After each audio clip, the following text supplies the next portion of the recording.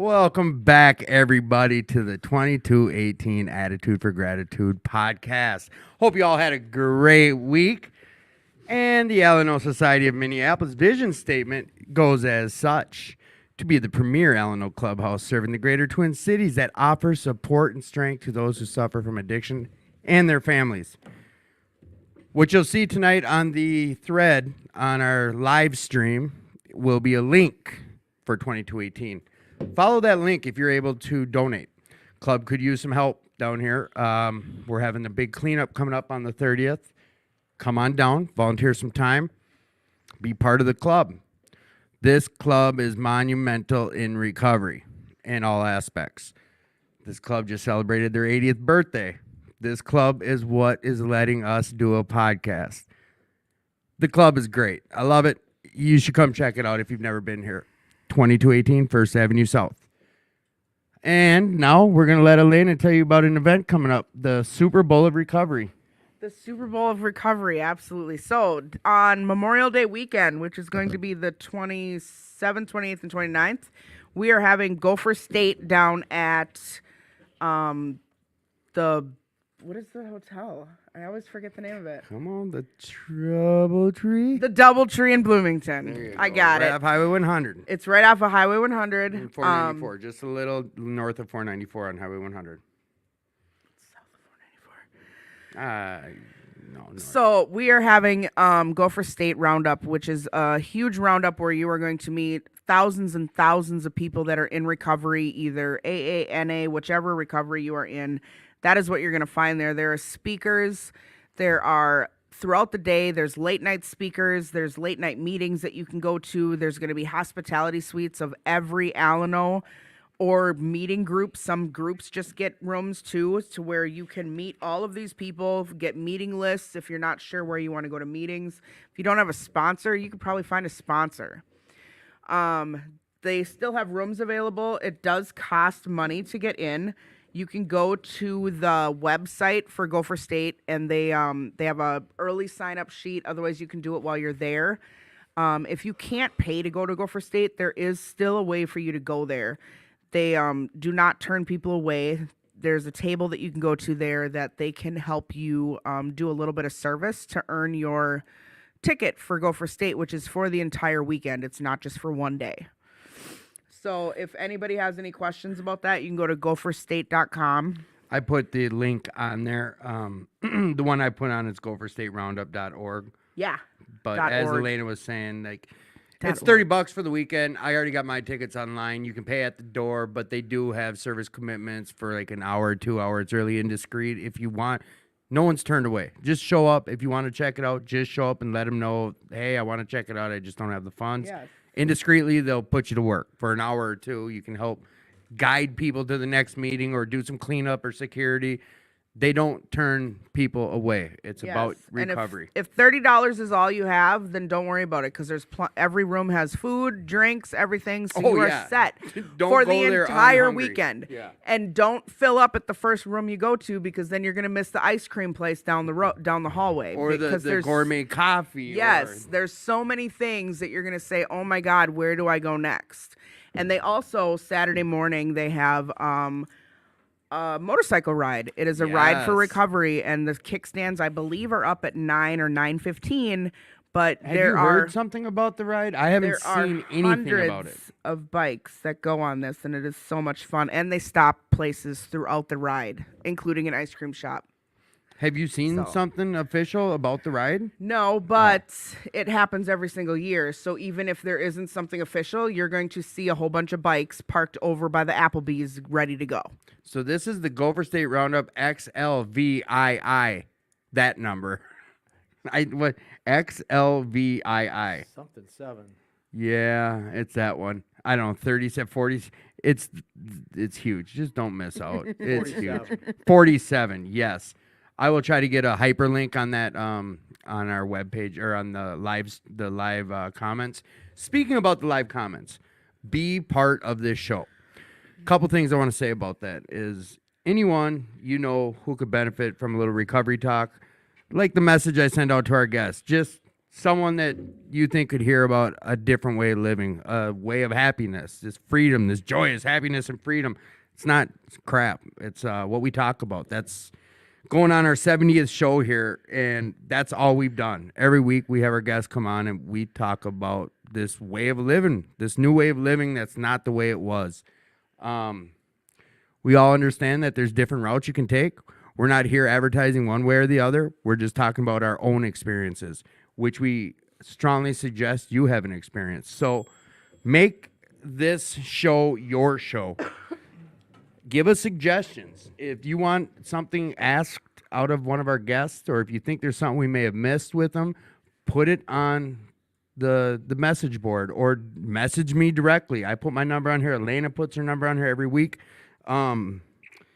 If there's a guest you want to hear, if you want to be on the show, whatever the case is, reach out to us. Make this your show. Be part of it. It's an interactive show, so we must interact. All right, on to another piece of information. The 4th annual 2218 Ride for Recovery is coming up. That is June 25th on a Saturday.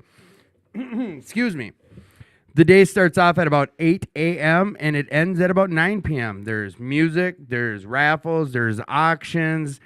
The band Zoo Factor is going to be playing twice. We're going to have a speaker. We're doing an award ceremony. There's a barbecue. We're having a huge, huge ride.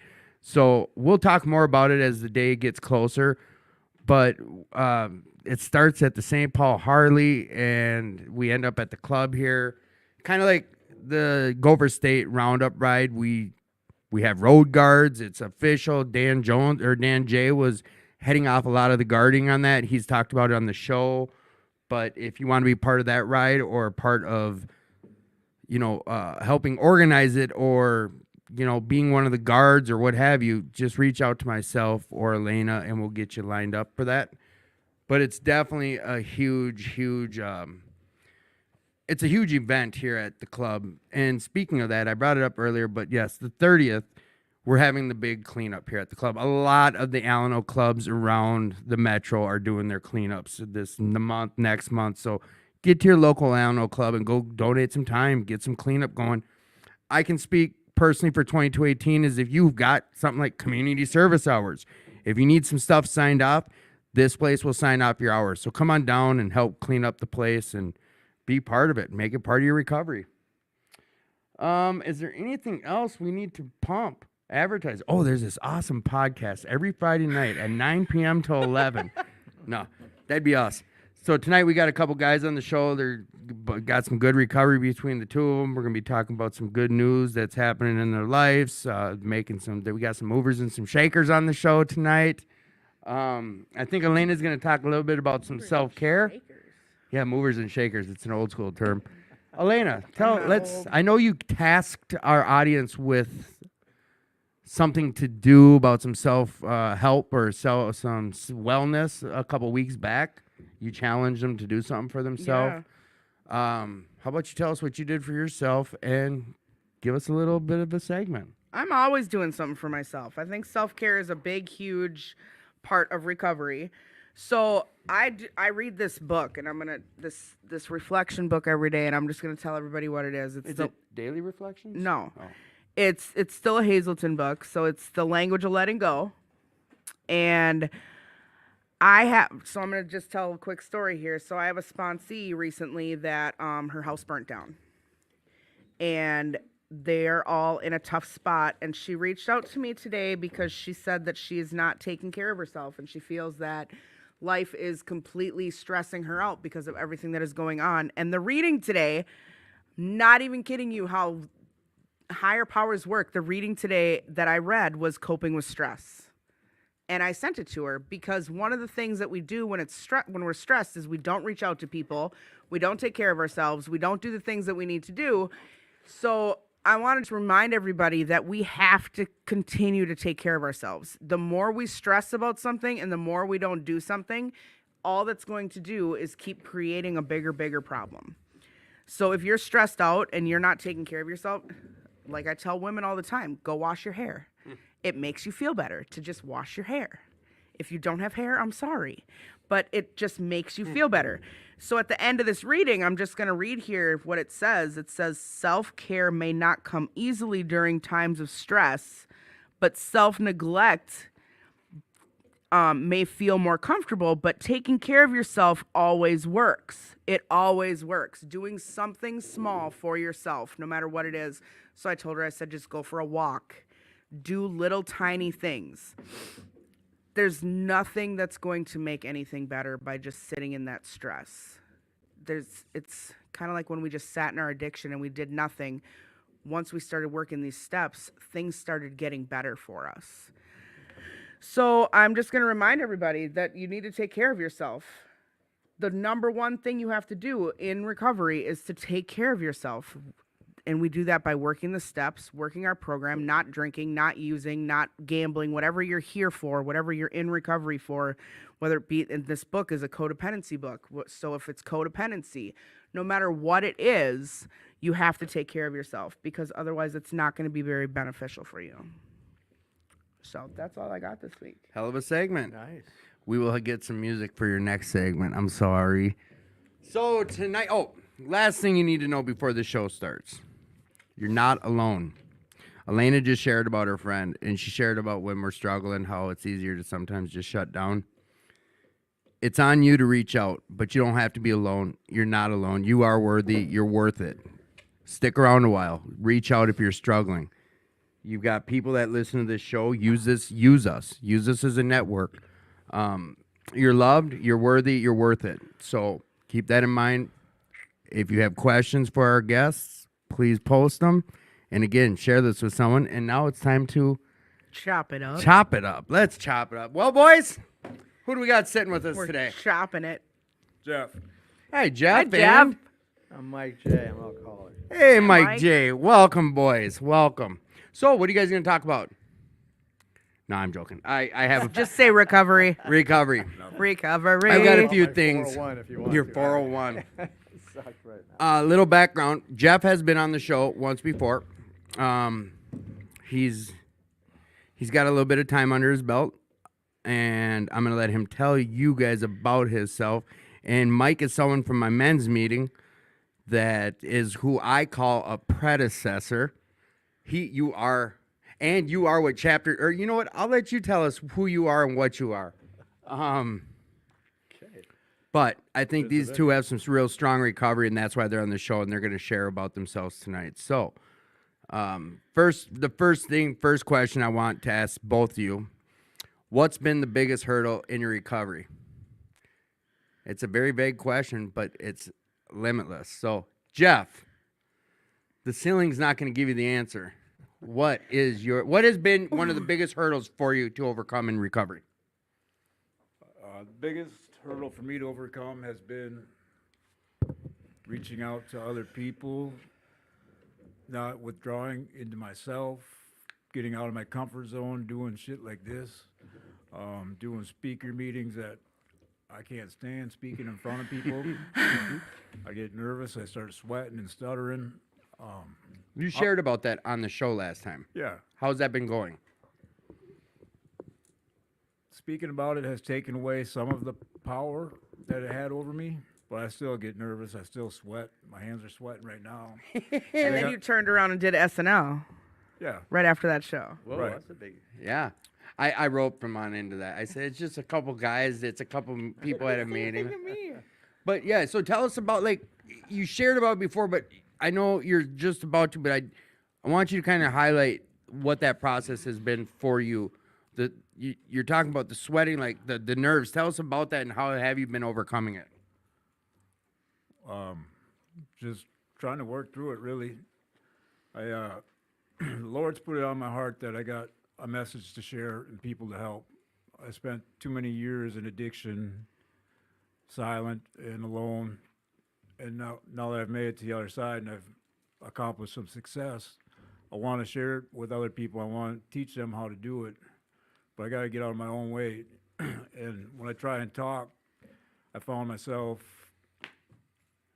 trying to not speaking from the heart, trying to like prearrange a message or make it sound intelligent or impress people with what I had to say rather than just sharing what my true story is and my message and just speaking from the heart. And when I was trying to do that, I couldn't, it was harder for me to talk. When I, Well, when you're BSing, or Yeah. not BSing, but when you were Not being sharing a authentic. scripted message, it was harder for you to get it out. Is that what Yeah. you're saying? So, and I couldn't, I mean, I'd go to talk and everything that I wanted to say wouldn't come out. And I would just stutter and fall apart, start sweating. And so I had to start examining my motives behind what I was saying. And I found out that they weren't as pure as I thought they were to begin with. Sometimes it was to impress a lady or to Share that. what, I mean, I don't know what else there is to No, share no, about I it. would just say, like, yeah, you're not the only one. Right. So, but after examining and figuring out that, you know, I don't have to try and sound, because some people are really good talkers. You and Elaine are one of them, you know what I mean? A couple of them. But I just, to me, in my own head, it doesn't sound, when I try and talk, I can't. I think it has a lot to do with all the huffing I did, really. 'Cause I used to be, Huffing? yeah, Your old use, you mean? yeah. Yeah. You know, after, that was the last of my addictions that prior to prison was I got really heavy into huffing air duster. I used to be kind of a smart guy, and now nothing comes out quite the way it used to. Kind of a smart guy. You still good? Come on. We don't cut ourselves down. Well, you know, I can feel the effects. Have you felt that it's gotten any better though since you've been out? When did you get out of prison? Was it in Yep, October or September of 2020. 2020? And you started your recovery right when you got into prison, right? Correct. That's when you found. You went in there. I know you shared it before. Want to give a quick synopsis of that, just like an overview of how your recovery started in prison and the reason you chose it? Yeah, I'd wanted to quit doing drugs long before I got to prison. I wanted to change my life. I was 38 when I went into prison, but I'd been using since childhood. And for at least 10 years prior to prison, I'd wanted to quit, like legitimately wanted to quit. I could not stand my life, but there's nothing I could do to stop. I didn't want to put in the work, and I was afraid if I tried and I couldn't stop, that it meant that I was stuck, because I'd already turned into all the people that I said I didn't want to be like. Right. My parents, all the people that I grew up with, the older people I used to hang with that were 30, 40 some years old and still living in their parents' basement, whatever, living out of their cars, who I thought were cool when I was a kid. But I Looked said, up to but I'm 'em. never going to be like that guy. And I turned into that guy. Right. And it was fucking depressing. And I hated myself for it. So then you get locked up though, and like, it was day one. You're like, all right. It was like the weight was off your shoulders once you got in there. Absolutely. Probably wasn't the only person in prison happy to be there, but I was definitely one of the happiest people there. I mean, 'cause Mike might be able to share about that too. You know, I wasn't scared. I wasn't depressed about it. I mean, I was always relieved because I knew that it was the beginning. Beginning of your new life, Right. and that's how you're looking at. You did what? It's like 60 months or something, like a couple, you had nickel almost, or you did Yeah, I two was or in 3 there years. for 40 months, yeah. Yeah. So I mean, so to give the audience kind of overview, like your story is not much different than most. Like you turned into your abuser of substances, ended up in the Hoot Scout, and then you started your journey of recovery, and you got out, and like you're doing things in life. We're gonna get back to that after the 10 o'clock hour about what you shared with me outside.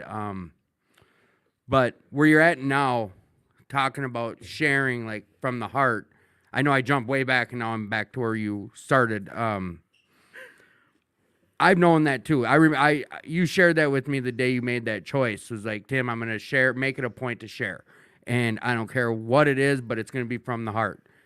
That's what I want. Like, have you been sticking true to that for the most part? Yeah, Just sharing? I believe so. I mean, some nights I don't, but it's just because I don't have nothing to say. Right. So, and then you chair a meeting, correct?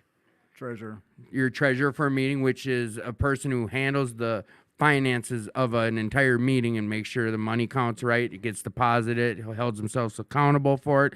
And then You also did a commitment I roped you into. Talk about that a little bit, and then we're going to move over to Mike for a second. Yeah, Saturday Night Live. It's a AA speaker meeting over at the Basilica with what felt like 1,000 people there every night. And I got to get up and do a bunch of reading, and it was not fun. I won't lie. I'm glad it's over. I'm glad I got through it. But the reason I No, share that, you go did- ahead. You go ahead. You did great. Yeah, You that's- literally, yep. you just have to pretend people aren't looking at you. They're paying attention to what you're saying, and the amount of people that you call up there to do other readings, you're really not standing up there that long, and you did great. Yeah. Well, You followed? Did he follow you, or were you after him? I was before he was. Yeah. Because Tim roped me into the same thing. Yeah. Tim. Well, I Tim's kind of got like. this way of volunteering his friends in the most politeful way. He'll say, "I have somebody," and then he'll call us up and be like, "What are you doing on Yeah, Saturday see, that's night?" snaky on my behalf. It used to be, it was the reverse of this. Like, you're like, hey, I got plans Friday night. I'm going to here. I was like, shit, I was going to bring you to the Vikings game, but, that type of shit. But this would be in reverse. I'd be like, hey, what do you got going on Saturdays lately? Not much. Good. Then I got something for you. With Jeff, the reason I wanted him to share about that was, like, he came, I don't think he came and seeked me out personally, but I was the only one in the parking lot when he showed up. And I'm pretty he was. sure you pulled up to talk to me. I did. Matter of fact, I pulled up. I was. You were parked in the lot. You're the only truck here, and that's when he shared that with me about getting nervous, and I didn't know that. So you hit it well, or whatever the case is. It's your own thing that you decided to overcome, which is, to me, that's like growth. It's something in your life you wanted to make a change for the better, and you've done it, and you've worked on it, and I helped. I'm gonna take some credit here. You did. Thank you. In a way, what I looked at that way with SNL, anyone who's in recovery that knows about any speaker meetings, like I heard about SNL on day 3 of my detox. If you're gonna go to meetings, you gotta check this as a person in recovery who wants to be part of recovery but doesn't have to take part in it. Speaker meetings are the goal for me in early recovery. So that was something I had to go check out, and to be able to put. I thought that I thought you were gonna get. I haven't talked to you about it since you got done. I thought you were gonna say something different about it. I didn't realize it was a headache the whole way through. It was tough for you. It wasn't tough. It was just, as far out of my comfort zone as I could be, really. But now you did it. Right. So you know what it's about, so then you could possibly chair a different meeting sometime that's a little bit smaller or something, because you know exactly what it's like now to chair something Yeah. or facilitate something. Yeah. I mean, and I figured, like, after that, our little Phoenix meetings or any other meeting, that's nothing. Did you have a call-up duty when you were there? Did they do call-up when you were there? That's the last Saturday of the month, and I missed that one. Oh, that's the one that. Yep, I remember. All right, all right. So that's Jeff kind of warming up there. Hey, Mike, how's it going, my friend? Oh, brother, good. Could you tell us a little quick about your little past, real quick, and tell us like how you found recovery and maybe a little bit, just a quick synopsis. How long you've been in recovery? All that good shit. Tell us about yourself. Yeah, where do I start? Oh, at the Remember our beginning, the 1 year banquet? banquet. And you were the keynote speaker. It was Mike, my year 2 or 3. I just was there to support. Mike told his story and came up to me after. He's like, Tim, do you? And I share about this to a lot of people, and I don't know if you remember. You came up to me and you're like, do you think I did good? Do you think I went a little long? Or do you think it was, do you remember? But to me, it was such a big deal that one of these old timers were coming to ask my opinion. Like that was such an ego, like just boom. And like I said, he's like a predecessor. So tell us about yourself. I'm Mike. I'm according to the second and third chapter of the big book. I'm a real alcoholic. I know you wanted to hear You that. damn right. I mentioned that in our Thursday night big book meeting. You can't judge a book by its cover over at New Hope at 6:30. if Squad anybody's 20. interested in coming. Squad 20. My story is no different than most of us, right? Drank drug to excess, caused a lot of problems in my life. And through the grace of God, found AA and started a life of recovery in 1986. 86. Anyone got a calculator? But I Well, came I into was born in sobriety- I came into 82. AA in 84. So 2 years. You. Yeah, 30. You did an unwanted vacation too, though, right? Like, isn't that part of your story? Yeah, I've been every reform school and jail and prison in this fair state. Reform school, is that what they call it? That's what they used to call it. What they call it now? Well, reform schools and prisons and jails and institutions, like, are both. Yeah, jails, institutions, and near-death experiences. Yeah. Have experienced them all. So you found the rooms, and what, it took 2 years for you to catch on, or what? There's a 2-year deal there. You said. Unlike my esteemed friend here, Jeff, I yeah. didn't. I had no desire to get clean and sober in prison or out of prison or anywhere. Right. Nobody was going to take my drugs and alcohol away. That was just too fearful. Looking back on it, this is all fear, retrospective looking. Yes.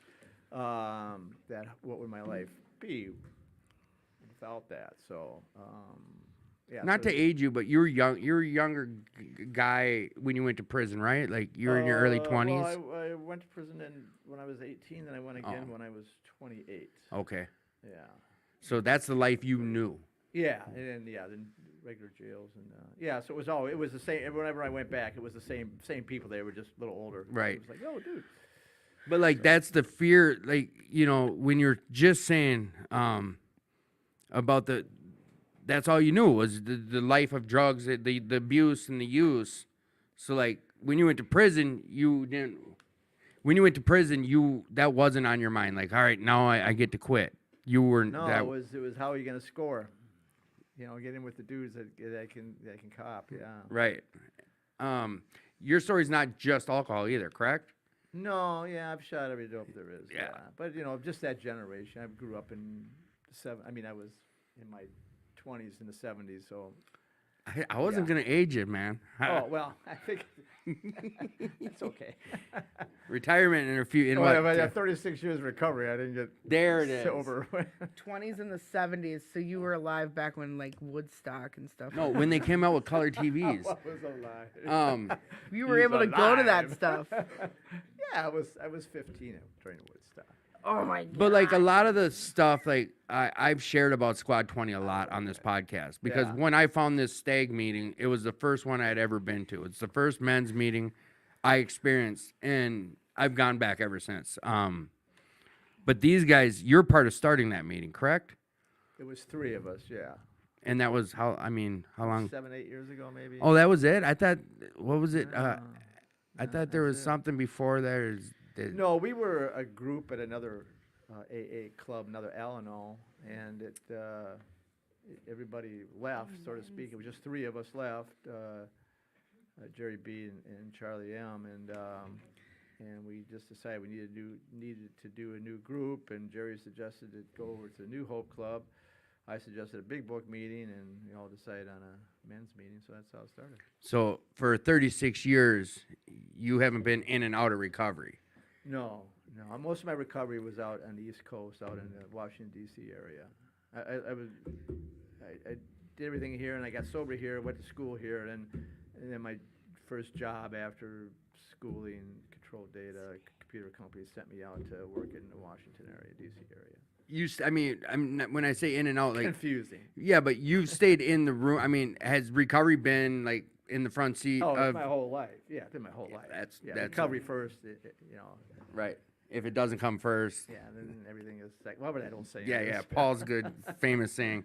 Yeah, that's another thing I wanted to bring up about will work. I've seen you up there, and Paul. I don't know what your guys' story is together, but He's you another alumni. right. That's kind of one of you guys, alumni of one of you guys, and of them unwanted vacation places too. Yeah. We've had them on the show. Matter of fact, him and Carolyn have been on. We always pump up will work. Yeah, we were just out with dinner them a couple of weeks ago. I mean, and that's what I like to try to get out of you is talking about life and recovery and like how it is for you, what it means to you, and how it plays a role for your day to day, who you keep around you, what you guys do. Like, it's kind of funny how that works. We've already spilled the beans. That had a long-term recovery. sobriety, it's become such a part. I mean, 36 years is a big hunk of my life. Right.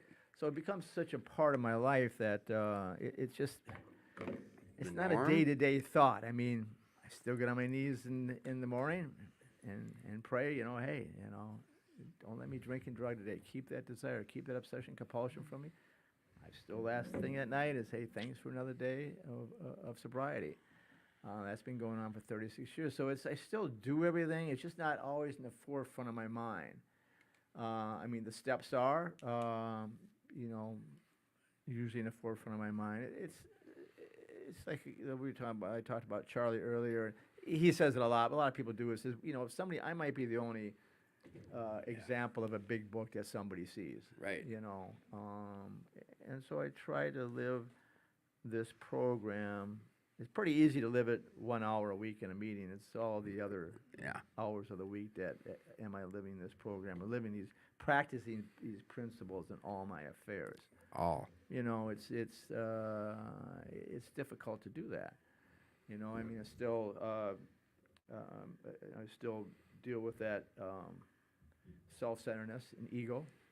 So that doesn't You go. asked You what, didn't got like some big- graduate. I'm sorry. what's You that? didn't just graduate from that stuff, or No. When I got sober, started going, actually wanted to be sober, and I started going to meetings, and I was out in the D.C. area, and a lot of the meetings, most of the meetings had military people there. yeah, And some of them retired, so they were the old timers. So these are World War II vets that I was getting sober with, right?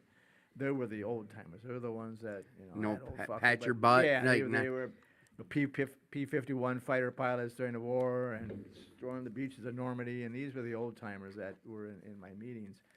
And I remember this one guy used to always say, and he was an old timer, but he'd say, "Yeah, you want to graduate from this program? We'll give you a PhD. You phony drunk." And he would just go on. Of course, I was new and rolled my eyes like, "Oh, that's stupid as I ever heard about it." Later on, I thought, Right. It's kind of cool. yeah. So, yeah, it's there was no graduation for me. It's something I continue to work in my life every day that I can. And like it's, I guess, you get into it, and a lot of it's now second nature for you. It's the normal. It's what your life is. Yes, I'm living life in the here and now. I'm living life as a sober person. It's not the reason I mentioned the part about time is because it's not like the first few years, or I don't know what the time frame was. I can't remember where it's like all about, I gotta stay sober. I mean, it's a new life. It's how am I going to do this? How am I going to do that? I mean, learning to live life sober after, living that kind of life, running the streets, being crazy, cops chasing you, blah, blah, blah, shootouts, the whole works. And all of a sudden you're going with a bunch of do-gooders. Yeah. To Yeah. meetings, and they're talking about God and Yeah. la, la, la, la, la, la, and everything. And it's like, I didn't want to hear any of that. So it was different than it is that, every day was a struggle. So just to say, in those days, it was just don't drink today. Who cares about the God stuff? Just don't drink today. We'll get through this, So it was a lot of energy into that until. Just whatever gets me through. Sometimes to the next hour, minute, Yeah, whatever. Yeah. And I know some. I mean, I've shared it. I was a junkie. That was my story. Right. My story wasn't just alcohol. Yeah, it was no. more junkie and not alcohol. Right. But you'll find me more in rooms of AA. It's just the way it's worked out. Part of NA, whatever. And that story runs true for a lot of people. That's like when you shared your story, or I've talked to you about it. Talk about coming off the needle.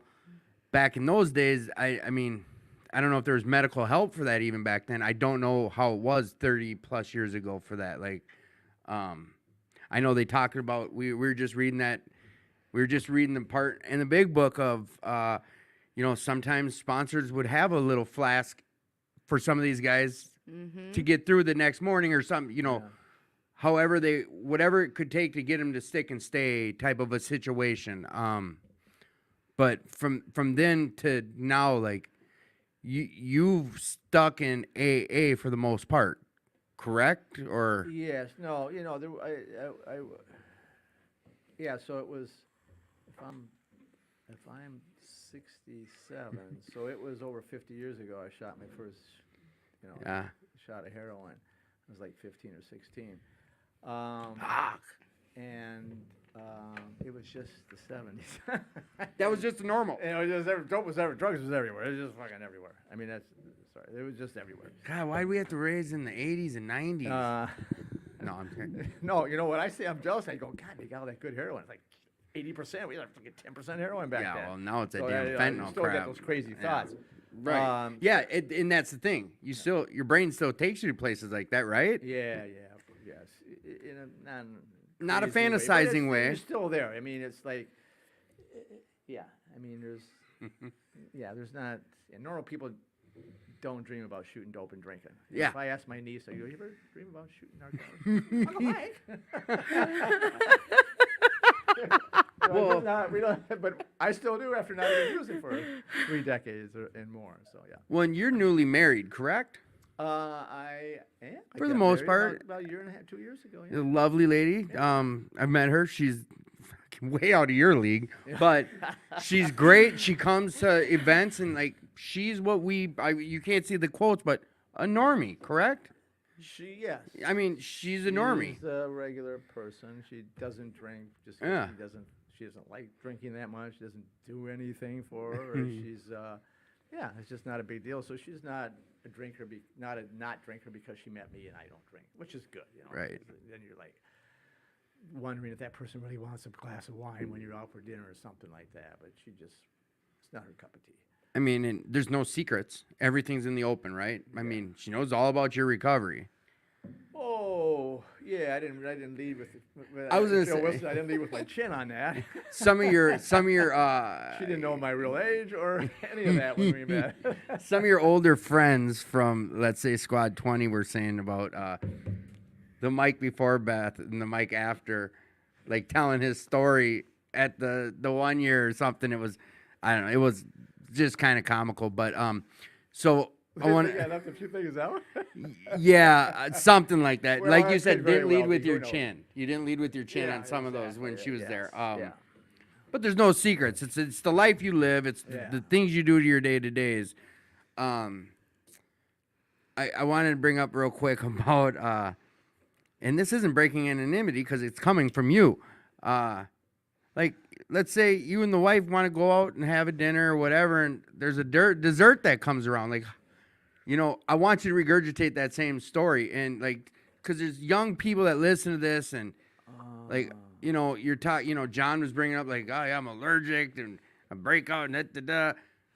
Like, what happened the other night when you guys went out to dinner? Oh, okay. So we went out to dinner. It was Beth planned it. I had the benefit of being able to pay for it, but she planned it, and it was nice. It was a nice place, and with for dessert, and she's like me. She's a chocolate-holic, but maybe a little chocolate cake though is her Achilles heel. And they had a really good chocolate cake, and it had a Kula. I like how you didn't know the name. Kula. Kula. It's Kahlua. Kahlua, yeah. One of these fancy, but alcohol, right? And Beth Right. knew that, and so she was a little nervous about it, and started asking the waiter about, you know, this alcohol, is it, you know, whatever it is it in the cake, is it poured on it? And she was not nervous about it, but she just, you know, was stumbling a little bit with it. And I just kind of butted in, and I said, hey, I'm allergic to alcohol. I go, that's what we want to know. And so I had a chance, he kind of looked at me, allergic to alcohol, and I go, yeah, when I drink alcohol, I break out in handcuffs. That old saying. And it's true. You know, I would say, you know, every time I drank, I didn't get in trouble, but every time I was in trouble, I would drink it. Right. And there's no doubt about that. I think that's a lot of people's stories, Yeah. you know? So, but drug addiction was a big part of my life. But alcohol was my number one. That was Go-to. your Achilles heel. Yeah. You started touching on it. I'm going to go to Jeff on this one. Do you have a higher power? If so, what has it done for your recovery, and how do you utilize your higher power? If you have one. Absolutely. Am I allowed to say it on air, or is it swearing? Yeah. It's your story. You talk to us however you want. My higher power is God, Jesus Christ. I mean, true and through all the way. I talk to him every day. I pray to him every day. I never knew what a spiritual awakening was until I went to prison. And, What do you mean? well, I'd been in and out of treatment since I was a kid. My first inpatient treatment, I was 13 years old. And when you work the steps, they talk about a spiritual awakening. And I learned to fake them really well. But when I got to prison, it wasn't until I started to do the work on myself, my heart started to change, and my soul became awake again. And I started to feel like a human being. In prison? Yeah. And just everything about the way I viewed life, the way I felt about life, just everything. My whole world changed, inside and out. And I owe it all to God. I mean, he truly awakened. I mean, it was a spiritual awakening. I don't know how else to put it.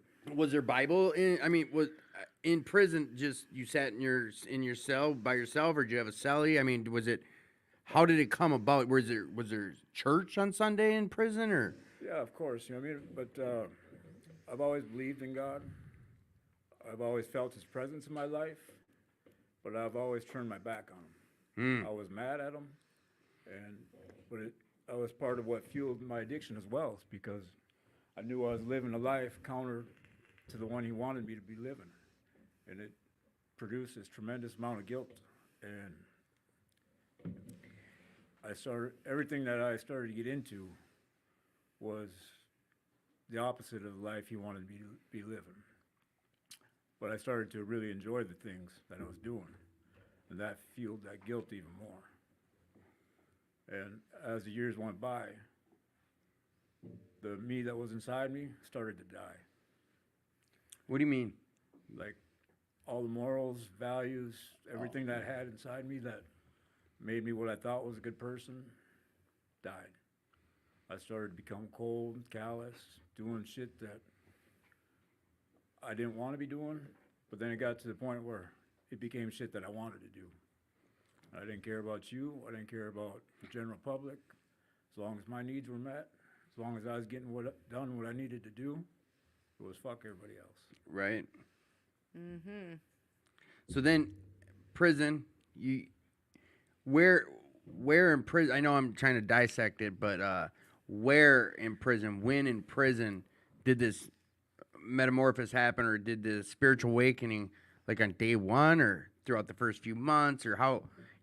Well, when I first got sentenced to prison, they gave me a downward departure. What's that mean? Yeah. I was allowed to go to treatment, and if I completed, they were going to stay. You know, I mean, I wouldn't have done the prison time. It would all have been over my head. So I went to Teen Challenge, and I completed it. Teen Challenge is faith-based, right? Yes. Okay. But they kept putting off my sentencing for whatever reason. And I finally missed it. So then they sent me to prison. So and it was right around the holiday time, and so I went on the run for a little bit. And I knew prison was coming. It was it. I mean, I was already sentenced. I missed sentencing. You know, it was inevitable. It was.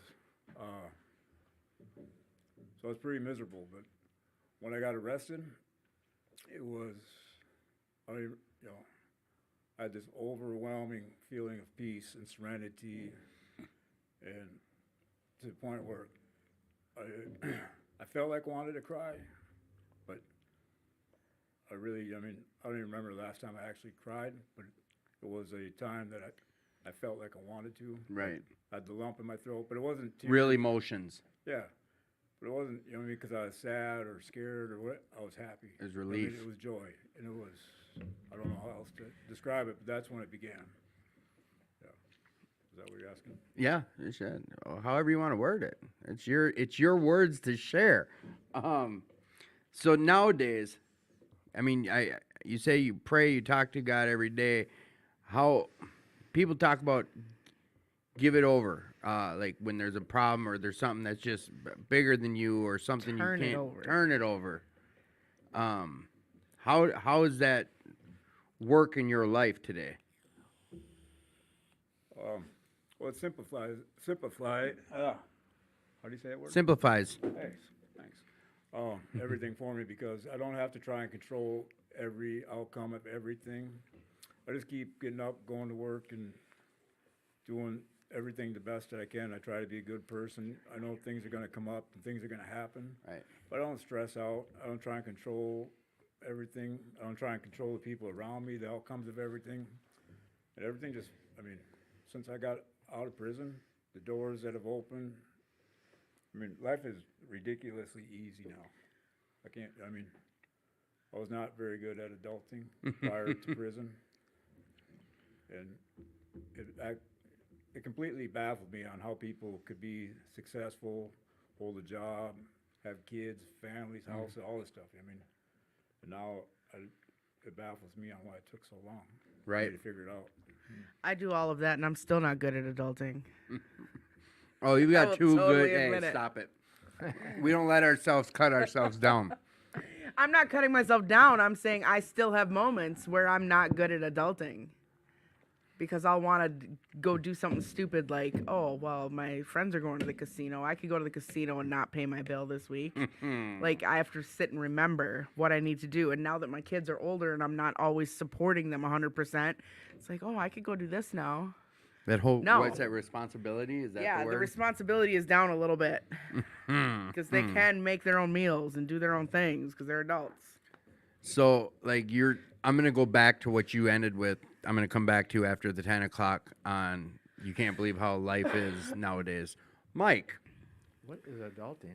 you I never heard that word in my life. heard him. He's like, Adulting? Yeah. Where you have to actually be an adult and do things that adults do instead of... Stop it. I think he was. I'm explaining for everybody else. There you go. I know I figured it out, but I just never heard that term before. Are you being See? serious? I'm very Adulting? See? Never heard that word. Hey, that's my girl. I mean, I figured I was out. I paying knew what it meant. attention. Don't get me wrong. I'm not stupid, but I've just never heard that adulting. It must be like a new. No, it's I'll have not. to ask some peers. No, it's not some new kid It's talk. where we finally have to act like adults instead of acting like a bunch of kids in our 30s and 40s. No wonder why I don't want to know that word. Yeah. See? It So, doesn't sound like much fun. being that you are an adult It's in the not. room. So, all right, do you, Mike, have a Yes. higher power? If so, how does that higher power play a role in your life today? And if all these statements do apply to you, when did you find your higher power and how did that go? Oh, 4 whole questions in one. Yeah, Sir. that was a lot. He's Sir good. Tim, though. that's a good question. All right, here, I'll reword it. No, you don't have All right, that's what I thought. to. You're adulting it. Well, in that case, tell me more. He's going to go home and tell his wife he learned a new word. Yes, I don't. I mean, I know there are some atheists in this program. I don't know any, but I hear that there are, and I know. Yeah, I was one of them for 2 years. Oh, the 2 years that I could not stay sober. Yes, interesting enough. How much time would I talk about God? And You got all the time. It's your show, bro. well, you know, I want to step on it. Someone's going to cut you off after 10 o'clock. No. Just after 10 Well, o'clock. We got another little segment we do. Hey, you're on my time. That's my boy. Look at him adulting the shit out of this. Because this is like Jeff said, this is the whole thing. This is the whole deal. I remember talking to one of those old timers. In fact, he was a World War II P-51 Mustang pilot. And you talk about egos These were tough men. Yeah, these guys don't want to surrender for nothing, and you hear their stories. And anyways, he had a lot of sobriety at that time, and I remember I said something to him about. I was sitting next to him just like this at a table, just like this, and he was sitting right where Jeff is, and I said, Larry Taylor was his name, and I said, Larry, I said, damn it, I says, I go, I just can't get the spiritual side of this program. I said, I'm struggling now, you know. He goes, damn it, kid, the whole thing's spiritual. And I was like, whoa, it was not. The guy's like 6'4", and he's just like, you know, it's like ready to pull out a 45 automatic. He gave it to you. Yeah, or come in and give me the whole 9 yards from his. Anyways, so the whole thing is spiritual. I love that story, and he was such an awesome old timer. But I still didn't get it until it happened. Okay, and that was continuing to go to meetings and continue to go drinking, and not getting it. I didn't want to drink, right? Mm-hmm. You're right. Didn't want to drink, but didn't. And I thought I was doing the things that maybe would help me not drink, going to meetings. That's really about it. No step work, no God thing. I just like. Just a seat Yeah, warmer. I was on parole, and you know, I didn't want to go back to prison, and but yet I was, you know, I was doing everything to violate that by drinking and drugging and whatever. But then I go back to a meeting and get another white chip and say, oh yeah, I'm never gonna drink again. And it would last. It would last until the compulsive and obsessive thought it would come over me, and then I wouldn't have much choice. You know, I'd pace up and down. You know, kick a few things, and then I'd finally end up with, damn it, I'm just gonna go on the bar and have one. These guys at AA, they showed me I know how to drink now. Damn it, I'm not gonna drink a lot because I didn't get anything at that point. So I'd go down and drink, and the next thing I know, I'm getting thrown out of the bar and whatever. And I say, just like the big one says, how did I end up here again? And then pick up another white chip and do the same old thing over and over. Maybe get 2 weeks, give me 3 weeks, maybe a month and a half, whatever it happened to be, and then right back with the compulsive obsessive drinking, or the compulsive and obsessive thinking, and then I would take the drink. The phenomena of craving would start as in Dr. Silkworth's story. And once the phenomena of craving started, I couldn't stop. I had a little inkling of that was going on, and of course, the hindsight, I do know that you know, not telling anybody to go out and practice that if they're already in AA. It just happened to be my story, and started realizing that, you know what, I really can't stop drinking. But once again, really didn't care. Anyways, to get to the thing, so finally, I got to the point. I was in the meantime was going to school. I got a job, got transferred out to the Washington D.C. area, and probably the first time in my life I had money and a good job, and was off parole, and wanted to go drink. And I had that compulsive, obsessive thinking I was just talking about, pacing up and down in a hotel room. Was waiting for my first house to be built. Things were happening, and I was ready to go to the bar. And I was there was never before when I had that thinking that I could not go get that drink. Never. And so right before I was going to walk out the door, I just said, "Fuck." And I got down on my knees, prayed to a God that I didn't know, and said, please relieve this of me. And I know it was a lot of tears, a lot of laughing, and I didn't know what was happening. But much like Bill Wilson's story, and a little bit with Jeff, I had a profound emotional, spiritual awakening 36 years ago, and never had the compulsion, obsession, the desire to drink again. This was after 2 years of trying whatever. Yes. You just hit your knees and Yep. you got honest with the real opening up. And Yeah, and that's when the real work started after that. But yeah, so I've had a desire, I thought about drinking, but the compulsive obsessive behavior never came back, and which never led to the drink, which never left to the phenomena of craving again. So how does that play a role today for you, having that higher power? And how has it played a role throughout the last 36 years? Like, I mean, Well, I I don't would- need, if you have exampple or what, I mean, just kind of, how does that help you in your recovery? I think that most of it for me, Tim, because I'm not self-centered and egotistic. I don't do a lot. Most of it for me is grace, Yeah. which we've talked about in our meeting, and I'm a big proponent of grace. A gift given to somebody who's not deserving. So I get my life is full of grace. So I cannot necessarily do all the things and be prayerful all the time and whatever it is, but I still have these blessings in my life. A lot of blessings, a lot of grace. I look around and sometimes I go, I'm a fucking felon, drug addict, alcoholic, and I have all these gifts in life. So it's grace, and And you're not just talking about like a portion of hot wife. No, I know I'm being, between us, we know but you're not talking about material shit here, are you? Yeah, if he says you're hot one more time, baby, I'm gonna go across. I'm just people. In early recovery, I thought that's what recovery meant. I'm gonna get some dough in my wallet. I'm gonna have a roof over my head. And It can come, but the thing is that it just my first couple years of recovery, Jerry Bozak talks about it. I mean, I had a $75 car and he used to have a car shop, and he'd fix it up for me. I was cashing in pop bottles for gas money, stopping at people's houses around dinner time, so I could maybe get invited to eat. I mean, literally, like, hey, what's going on? Oh, you're having dinner? Oh, no. Oh, okay. yeah, Come on in. Stayed in people's basements, slept on their couches. I was pretty much close to homeless. So, yeah, I didn't get sober, and all of a sudden the ship came in. right. Yeah, a lot of work went into it. Well, and that's, I guess, more or less what I was getting at was it's not just material things that came with your recovery.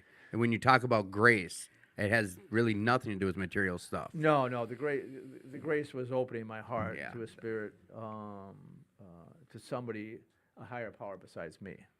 Right. So.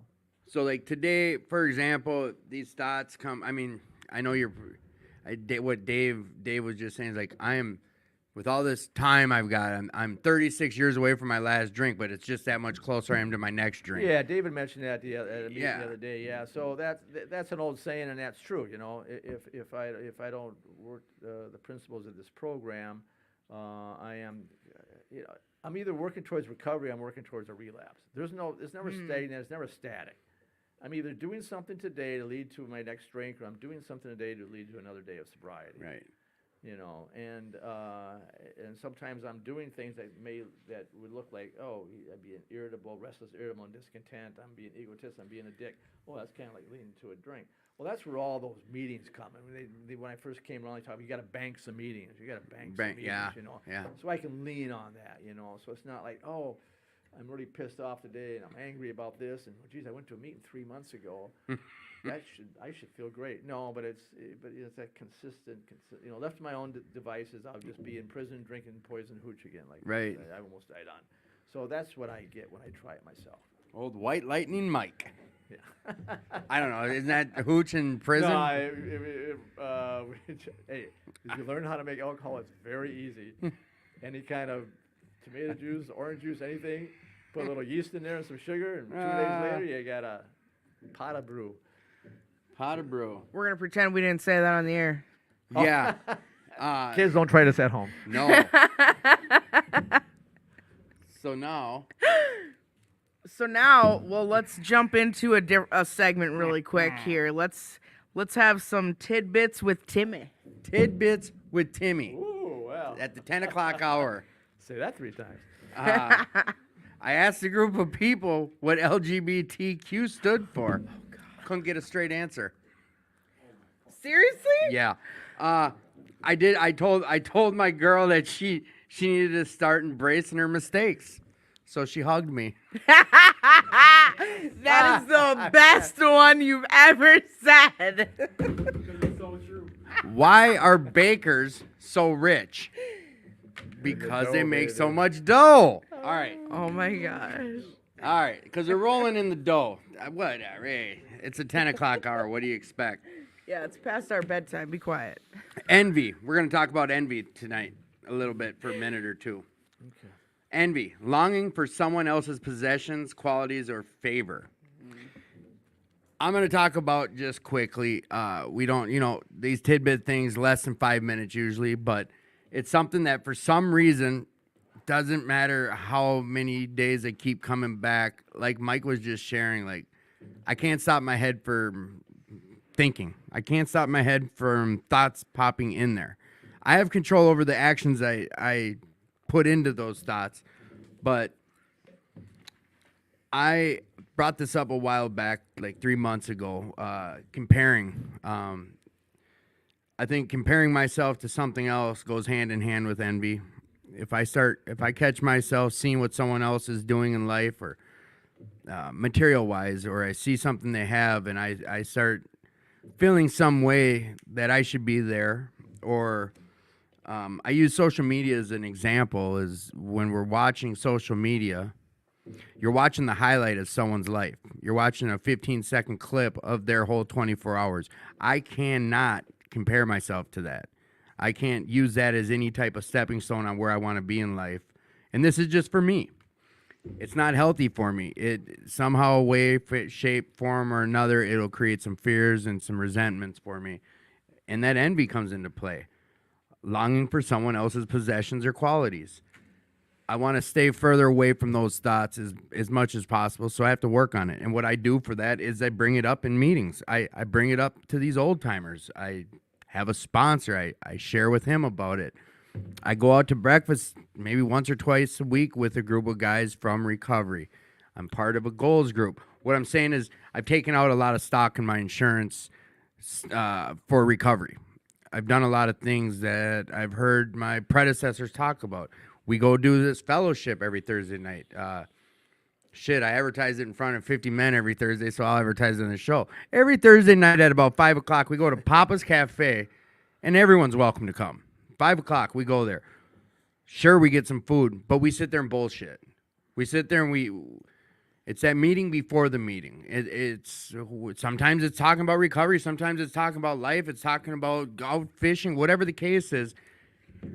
The closer I keep myself with that type of healthy, the further away I get from that envy and the comparison shit in my life. So suggesting to myself, if I could have, would have been get yourself involved into some other fellowship stuff. Get yourself surrounded with some guys like you're hearing on our show tonight. Like these people with some grace in their life, or some people with some solution in their life. And like I share at the beginning and at the end of the show, if you don't reach out and tell someone about it, no one's going to know. So that goes hand in hand with any problems I have in life today that I can't handle. I bounce it off other people. That's what I do to stay safe. That's what I do to keep me from my next drink or my next hit or sniff or snort or whatever you call it. It keeps me away from my next relapse the more I keep doing that. So tonight, that's what I was talking about, was a little bit of envy, and I don't like it. So did you know that bees are actually allergic to pollen? They break out in hives. I accidentally rubbed ketchup in my eyes. I now have hindsight. All right, last one, guys. I had a joke about COVID, but I didn't want to spread it around. Right? And that was Tidbits with Timmy. Thanks, Timmy. Thank you, Timmy. All right, back to our regularly scheduled Give up program. your day job. We're going to talk about current recovery with you boys. Our buddy John McHugh is on listening, and he's about to pose some questions for you too. Matter of fact, John will be on the show in 2 weeks from now. It's gonna be a good show as well. That'll be a great show. My goal is to have at least half of our men's meeting on this podcast. Well, it's good people. Good Yes. men. Yeah. I asked Dave right when I started the show. He's like, "No, absolutely not." And then after a couple of weeks, I had my sponsor on. I had Bob on. He's like, "Well, let me listen to a couple more shows, and maybe I will." A lot of people thought that, though. Like, I talked to my sponsor Ron about it, and he was like, "What, is it going to just be a bunch of people in there bitching about how bad their recovery is?" I was like, "Nope, that's not going to be the goal. The goal's going to be about talking solution or just this new way of life," like I said in that text about this. Yeah, well, I tell David that, and I'll tell him that reminds me of that story with, he's in good company with Dr. Soakworth. There you go. The first edition of the big book, he put down anonymous for the doctor because he didn't want his name to be put out there with a bunch of alcoholics. But once it became a bestseller in the second edition, he said, All of yeah, a go ahead sudden- and put my name Yeah, on there. go ahead. Well, and first edition on step 12. Having had a spiritual awakening as a result of these steps, we try to carry this message to everybody and alcoholics. They switched it around, but this program teaches us like what we've Bill learned. Wilson didn't want him to. No. Yeah, see, that's the other thing. Mike's a little historian on, or you take in everything you read. You comprehend it and you store it. Yeah. Well, there's more books out there about AA than AA books. Oxford group stuff and Yeah. Very interesting. it's the stories those stories are part of what was put together to help save my life. Yeah. So it's interesting to me. Yeah, and outside the chapter to the employees, Bill Wilson wrote the 164 first pages. And he made those changes with the group, and they wanted to change it, and he pretty much said, okay, I'll tell you what, I'll change that, but that's it, no more, if I do that. Basically, he wanted free right after that. Oh, really? Yeah, I don't think anything was changed unless he wanted to change it, or if he no more was pressured to change anything. That was. When I've heard some people talk about after the second edition, they never needed to come out with any more editions except for stories in the back of the book and a reason to buy more books. Yeah, well, that's okay. And I have no, You know. and I understand with times, times in verbiage, adulting, no. But there's different verbiage with different times and the different eras. Yeah, no, don't get me. I don't know if that was in the first edition or not. I don't know if he had it written that way and then he changed it. You're right. Before. Because it was the original manuscript, not the original exactly. book. You're right. Yeah, I didn't think of that. Manuscript's different than book Yeah, nothing's changed since the first edition for the steps. for the whole 164 pages. Oh, I thought there was. Same every edition. I thought there were certain words that changed or. No. Only in the manuscript. God. No, No, no, you they- can follow up It's on that. still those confusing old words in that book. Whoopee party? Come on. That's why they who hasn't been created to a John dic- Barleycorn? They created a dictionary just for the big book. That's what's nice about the study guide big book is there's the dictionary in the back Yeah. of all those words. Plus, I had a sponsor who all those words he would stop and say, it's not going to keep you sober, but John Barleycorn was whiskey, stuff like that. He'd always stop and give me that info. My sponsor does the same thing. Because our I sponsors love went her. through the same. They all They all hang out into action together. and cold blue. Laurels. I'm like, what the hell's a laurel? I remember at Squad 20 wasn't a smart guy. when we were in room 5, the corner room, and I asked. I said, "What is?" And Dave, he loves telling what resting on your laurels is. Yeah. I never knew. Yeah. And I'm that guy who I didn't really care. It didn't my ego that. What does that mean? No, I didn't interrupt to ask. Yeah. All right, so life in recovery today.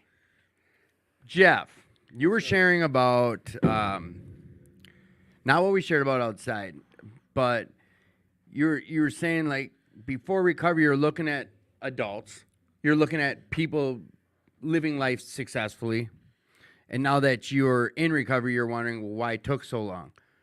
So, tell us about what your life looks like today. It's pretty simple. I get up, go to work every day. I got a good job, a career. I got people that depend on me. I come to this meeting every Friday night and have a responsibility here. I got other places that I volunteer. I'm involved with my family. I got people that are in my life. Now that when I tell them I'm an addict and that I've been to prison, they don't believe me. Yeah. And I find that, sometimes I think they're fucking with me, but they really can't picture me, the old me that I used to be when I tell them. And to me, that's, Does it make you feel good or surprised or? surprised, makes me feel good, and makes me question their judgment. I tell people all the time that you can't be judged by your past anymore once you're in recovery. Like things change. I think that's for me. That's easy for people I just met, but people I knew from their using days, and then they get into recovery. It's hard for me. I'm still figuring out and working on not. I judge. I'm a judger. I judge. I try not to. I work on it, but you know what I'm You saying? have a gavel that you hit too. Not that kind of a judge. Oh. But I'm quick to, I judge people. I don't mean to, Because but the only instantly people I do. that should judge people are people that are sitting at a podium with a gavel. And some of them shouldn't be either. Well, But that's who we've appointed. So you've got people in your life today that can hardly even believe that you were an addict the way you say you were. Yes. And you go to work, you have a job, you're responsible, people count on you. You're sharing about some stuff outside. Here, share with the audience about that. What recovery's afforded you, And let's get up on your mic. I'm getting messages about both of you guys. They can't hear you. Can you hear me now? Yes. You're supposed to hit the back of his head, remember? Just this week, I was approved for my first home loan. What? How does that, see, here you go. What does that even look like? What does that mean? Did you get online? Did you go to a bank? Like, do you ask your friend across the street, or how does that work? Well, it started out with, it started out with some envy, really.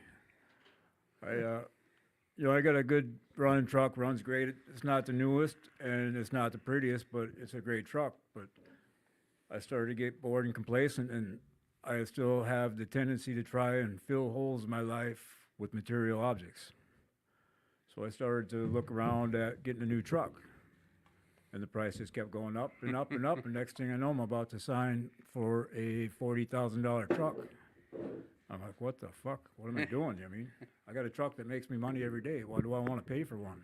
Yeah, and it's paid off, right? Yeah, absolutely, 100%. And I started to think, what am I doing? I mean, this ain't what I want. You know what I mean? I got a motorcycle. I got a truck. I don't need a brand new shiny truck. Whatever. I got to be humble. Right. I got to think about what I really want. And I had to break out this vision for my life that I wrote when I was in prison. And so far, What do you mean? Like where you want to be in 20 years type thing, or what do you mean? well, just the things that I want to accomplish. I mean, if you don't have a vision and a plan, you don't know how to get there. I mean, Right. if you don't have a destination, Where are you going? right?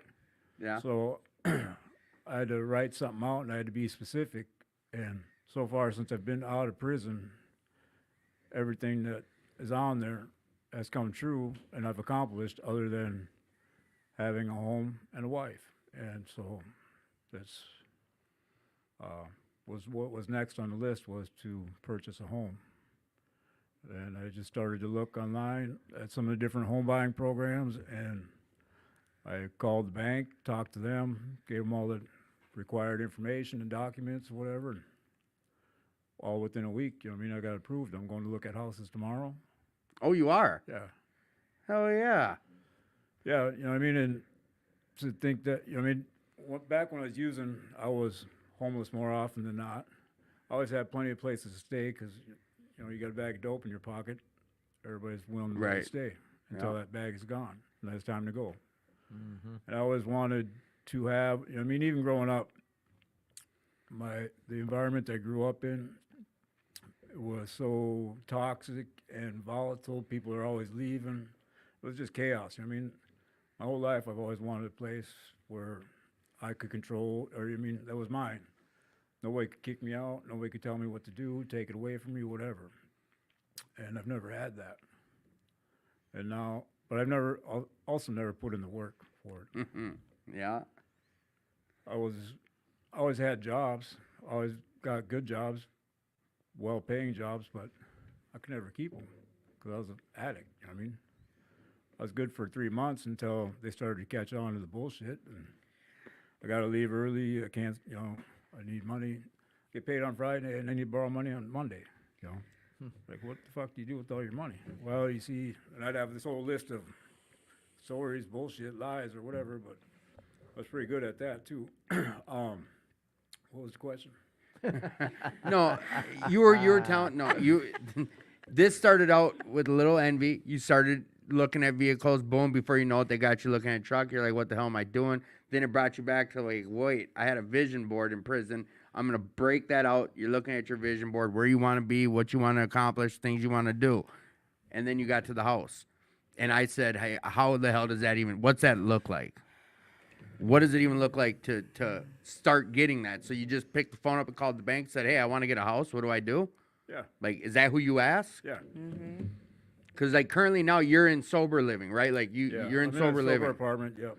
And well, at first I started looking on the website and called the state and talked about some of their first-time homebuyer programs. And I found out who some of their approved lenders were, and we happened to do a lot of work for Bell Bank, and so I called them. You do construction, correct? Yes. Okay. Called them and talked to them, and turns out, I mean, I got good enough credit and enough money to where I got approved for a conventional one where I don't have to do any sort of state-funded program or whatever. Oh, okay. So that was a big plus, and it's been very surreal. I mean, I've never. I asked. I'm asking naively because I've never taken the journey of trying to go buy a house. I just haven't. And I share with these guys in my Thursday night meeting, and I've shared on the podcast multiple times. I've reached out to ask, how do I pay my bills? I asked some questions that a normal person would be like, are you serious? I'm being said, how do I be a good friend? These are things that my ego wouldn't allow me to ask before. I wouldn't care to interrupt the middle of a meeting and say, what does rest on your laurels mean? I didn't care about that. But these real ones close to heart, like, shit, hey man, how do I buy new clothes once a year? I mean, things that your normal people would just be, it's common sense. Right. I didn't know how to do it either, and I reached out. The bank had a list of all their mortgage lenders and their pictures and everything, and of course, I mean, first I wanted to go for the hot chick. I mean, I'll call her. I mean, she looks like she's fun to talk to. Right. Well, she didn't answer, so then I just went through the list of people that were close by and started calling them. Right. And the guy that answered, he's been very helpful, and turns out that I got denied at first because I don't have the full 2-year work history because of prison. He told me if I write a letter, that sometimes they make exceptions. This is when you called the bank? Yeah, I was talking to a mortgage lender. Okay, yeah. He said, if you want to write a letter, or I can write one, if there's anything you want to add to it. Just like a letter of why you want a house, or what kind of Just letter? explaining why I didn't have the full 2-year work history. Oh, okay. 'Cause Yeah. I told him, I'm like, I just got out of prison. I mean, that's why I don't have Right. the 2-year work required history. Mm-hmm. He's like, all right, well, if you want to write a letter explaining it to him, and I did, and they accepted it.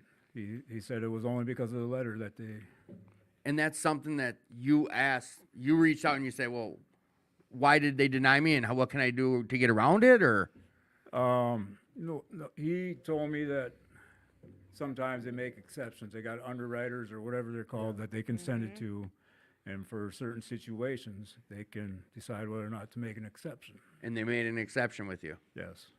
'Cause Oh, yeah. I wrote a letter explaining about being an addict and going to prison, and just how I want to, all the success I've had in prison and since I've been out, Right. and how I'd like to continue that, and put down some roots and be established in the community, And they're willing to work with you. yeah, And tomorrow you start the journey on going to look at houses. yes, First time of your life. first time, And would you say like this all comes like on the heels of you being in recovery? absolutely, 100% being in recovery, and like Mike said, the grace of God and the blessings. Huh? mean, Huh? How you guys like them apples? Great story. Promises. Promises. Yeah, Promises. perfect. I mean, Yeah. the 9-step promises, there's nothing in there that says you will get a house. But you'll understand situations that used to baffle you, Like being an adult. like being an adult. Come on now. Adulting. Come on. Adulting. Come on. I can't wait to use that. In That's a public. huge congratulations, though. I know that's awesome. Yes. And now that I know that you work in construction, and the next time something goes wrong in my house, because I swear to God, it happens every once a week, I know who I'm calling. You're gonna go. Because now I'm a professional plumber. I know how to lay flooring. Yeah, she did her own plumbing. Like, there's, you know how I did that? YouTube? YouTube. If Yeah. you don't know how to do something, people, YouTube. YouTube it. You learn it all. All right. So, hey, Mike, what's your life look like today? It's wonderful. No one-word answers on my podcast. No. Okay. Wonderful. That's, Well, then, that's okay. a pretty broad It's word. very wonderful. Ah. Oh, give us a little, like Jeff gave us a nice little, story or something. Like, what? Do you have anything coming up that's going to be like big and life-changing for you? That You like know an I accomplishment. do. I do know these things, but our millions of listeners don't. Hey, millions I mean, of Jeff, there's only listeners. like 4 people listening, but I don't need your hands getting sweaty on me now. Yeah. But all our vast listeners and our future listeners, all right. Quit pitching yourself. There you go. All right. So, Rick, yeah. So, all the promises that Jeff's talked about, I think probably like you have to do the footwork. I had to do the footwork. Once I was talking earlier about being almost homeless and this and that, and in early recovery, and eventually got into a good career, and and I've pissed away over $1 million since recovery, but so I'm not good at it. But because of the 9-step, I don't have any financial worries. I don't care if I got $100,000 in the bank or $1,000 in the bank. I don't really give a shit. It just seems to work out for me that way, because it's not really. Remember, the promises don't say you're going to have more money. Yeah. It's just the fear of Financial insecurities. insecurity will leave you. Yes. Okay, because you could be insecure with money and have $500,000 in the bank. Right.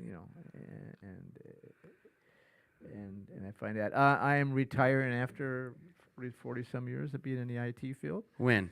In 2 weeks. What? Oh yeah, thank you. Thank you very much. Dude. No, yeah, no. You were knocking on people's doors hoping you'd make it there, and they'd invite you in for dinner, dude. Like, we're Yeah. talking just 30 years ago. So Come on. That's something to be proud of. 37 years ago. So I'm trying to give you a couple years, dude. Over here, Too congratulating kind. people getting color TVs. Like, come on. You have a color TV? Oh wow. So, Tube keys going out on them now. the tube. He's serious. All right. Finance. See, now you got me sounding like Jeff. What were we saying? No, that's okay. talking about Financial promises and security. You're retiring in Yeah. less than 5 or 6 days, and what are you just gonna curl up in the house and just relax yeah, and well, watch as TV? if I told you, I mentioned to you before. Yes, I've sold my property Yeah. in Minneapolis. My wife has sold her house, and as soon as her son graduates in June, we're packing up and hitting the road.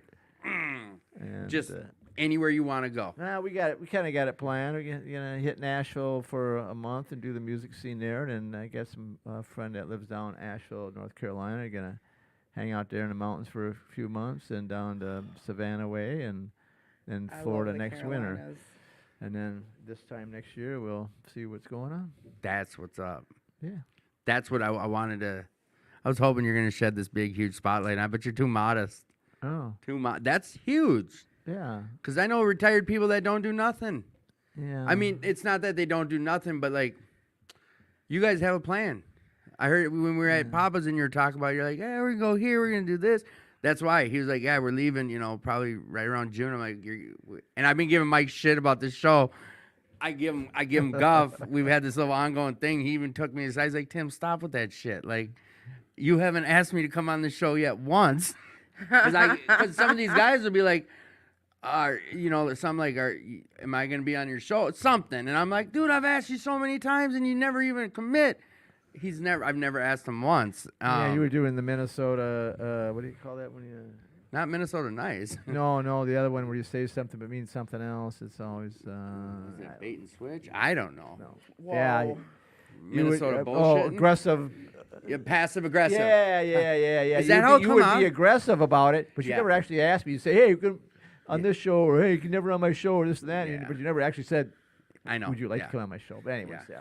Yeah, I know. So, yeah. So, yes, but that's when. And that's all gifts of recovery, by the way. Okay, this is nothing. I mean, I feel good about it, and that's why you say, oh, why you don't say you're humble about it. It's not. I mean, because everything's a gift to me. Yeah, that feels, it's good. It's nice. Well, and it's that's the fun. magnifying glass. I try to. I mean, we don't get many people with 20 plus years on the show. We've had a couple. Bob's been on. I mean, Yeah. not many. And I know it's not just about the numbers. Right. But at this point in your life, it's just to you. It's the gifts of recovery. Yeah. Oh, yeah, because, Jeff just mentioned it, too. Left our own devices, we'd be back, Were you still worried, by the way? Is that where did you do time at? Stillwater, St. Cloud, and Lionel. Yeah, I did, too. Well, in Glen Lake. And, yeah, I was there, too. I knew it'd be a good match. Anyways, We're not He said- matching people. Jeff said, "Oh, you're MJ. You're the initials I saw scratched in the wall in the field, out in the yard." I was there for you, yeah. Yeah. So that's where my drinking and drugging is. That's where that my best.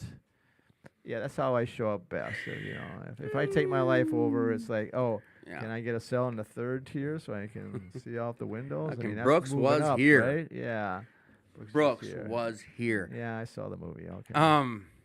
But these are all gifts. Like you get to chalk this up in your ledger. You chalk up these accomplishments solely to your recovery. Yeah. I mean, today you know what the alternative would have been if you didn't find your higher power.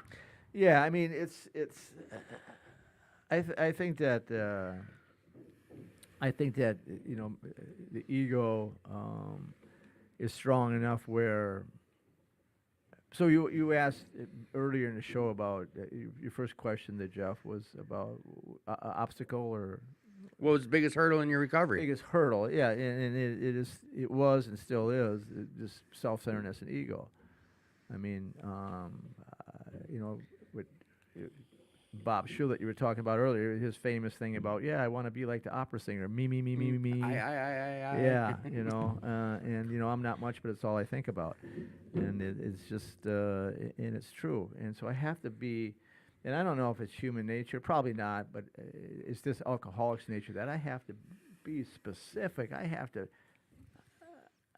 pay attention and to be not egotistic or to be other self. I have to go out of my way to do it. It just doesn't come natural. Right. I gotta say, fuck, What's natural bragging to you about that. is selfishness. Yes. And it may be not natural, but it's a learned behavior from my years of isolating with drinking and drug, and it was just, and even in early recovery, it's just, I just couldn't see outside that that vision of Tunnel. myself. Yeah. Yeah.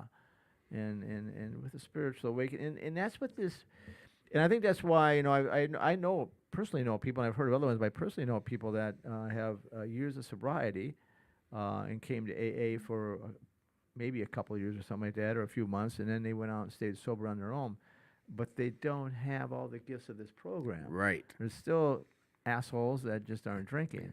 Dry drunk, they call, or yeah, I just mean, whatever. They Yeah. have been around enough to do that, but yeah. So it's these principles. Was talking about it at a meeting the other day at the Saturday night meeting at New Hope about this. Not living a life, and you mentioned it, Jeff, too, also about craziness, upbringing.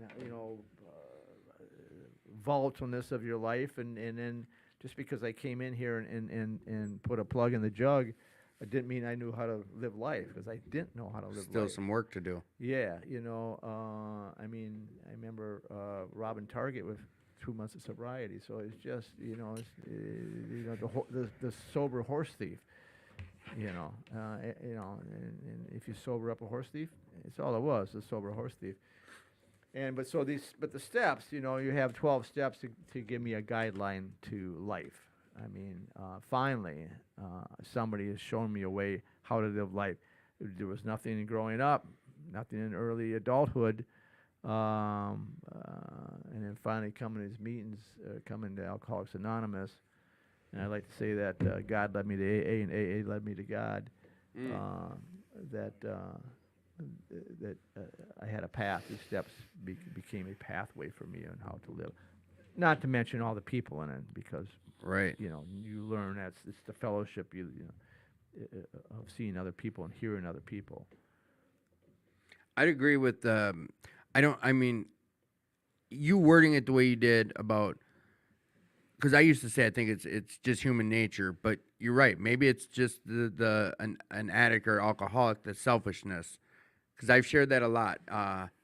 It took me a while to realize I wasn't that special. It wasn't just when I came in and when I realized I wanted this recovery. I, for a few years, really still believed that people were showing up to meetings because they heard I was going to be there. My head would tell me that. Mm-hmm. And if not left to my own devices, but left unchecked, my head still does that today. I have to check my motives, and I will still. I have to work on not being selfish. And I don't know if I've heard a guy go down a rabbit hole of talking about, well, normies don't do that because, when you're a severe alcoholic or severe drug addict, for how long did you have to worry about not getting sick, not getting the shakes or going through DTs? So you couldn't worry about your kids, or you couldn't worry about your more. You had to worry about you, yourself, and I.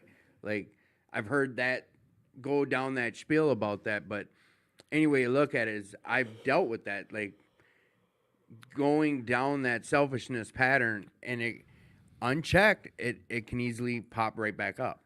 It Well, seems. You know, I think that everybody, alcoholic or not, has self-centered tendencies. You know, but I think that, like Bill Wilson describes us in the last chapter, the first step in the 12 and 12, as alcoholics. He describes us as self-centered in the extreme. He doesn't say that we're a little bit more self-centered or we're self-centered, kind of self-centered. He describes us as self-centered to extreme, and I find that to be true of myself. Jeff, what is? Oh, hang on here. I had someone text me in a question, and I wanted to ask you, but not. There we go. What do you say to newcomer when newcomers come in the room? What are some of the things you typically say or suggest when a newcomer arrives?